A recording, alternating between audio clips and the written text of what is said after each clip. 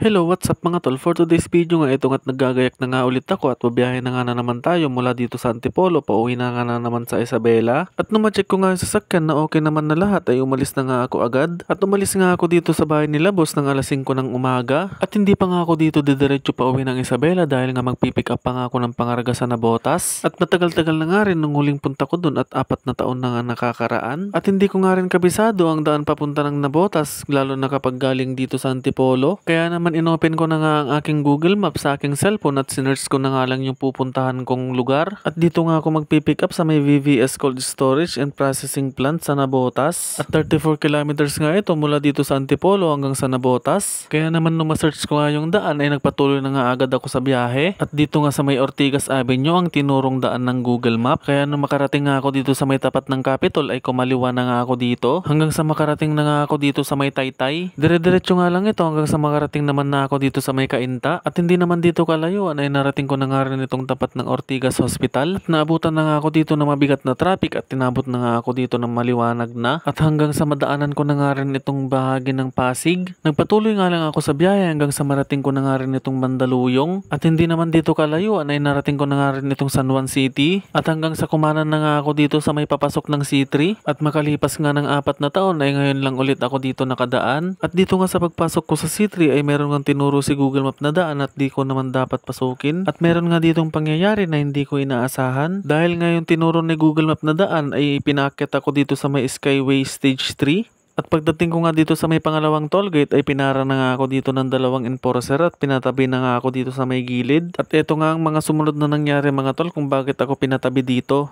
Good morning. Good morning po. Diyan lang kayo makit, no? Lagi kayo nagaan? Po? Magkala naman kayo lagi dito? Ay ngayon lang po. Ngayon lang po. Ayun ka buwan dito? Papunta po kasi ako ng Navotas po eh. Ha? Papunta po ako ng Navotas, galing po ako ng Isabela. Ayun ka lang duman dito? Opo. Ngayon lang po ako dumaan dito. Paano mo mapatunayan ka lang kantukan dito? Eh, gumamit po ako ng Google Map eh, dito po tinuro kanina. Sir, dito ha, pwede naman kayo duman dito, pero may track ban po kasi. Ay, sorry po. Hindi ko po kasi alam. So ayan nga mga tol, hindi ko nga alam na truck ban dito sa mga oras na to. At mabuti na nga lang at winarningan lang tayo at hindi tayo natikitan dito sa may Skyway Stage 3. Dahil nga first time ko nga din talaga ditong makadaan. Kaya nagpapasalamat nga pala ako sa mga enforcer dito sa may Skyway Stage 3 na nakakaintindi sa mga ganitong sitwasyon. Kaya naman sinabi na lang ni Madam Enforcer na mag-exit na nga lang ako dito sa may A. Bonifacio. At pababa na nga ito dito sa may Balintawak. Hanggang sa makarating nga ako dito sa may Paakyat papuntang Monumento. At hanggang sa makarating na nga ako dito sa may mismong monumento. Nagpatuloy nga lang ako sa biyahe hanggang sa makarating na nga ulit ako dito sa may C3. Dire-diretso na nga lang ito hanggang sa marating ko na nga itong VVS Cold Storage. At sinabi ko nga lang sa guard na magpipick up ako dito kaya pinapasok na nga din ako agad. At after 4 years nga ay ngayon lang ulit ako makakapag-pick up dito sa may storage na to. At salamat nga kay Lord na nakarating ako dito ng ligtas at walang anumang aberya sa daan. At hanggang dito na nga lang at dito ko na nga lang din muna tatapusin ang mga kaganapan for today's video. Salamat sa inyong panonood mga tol.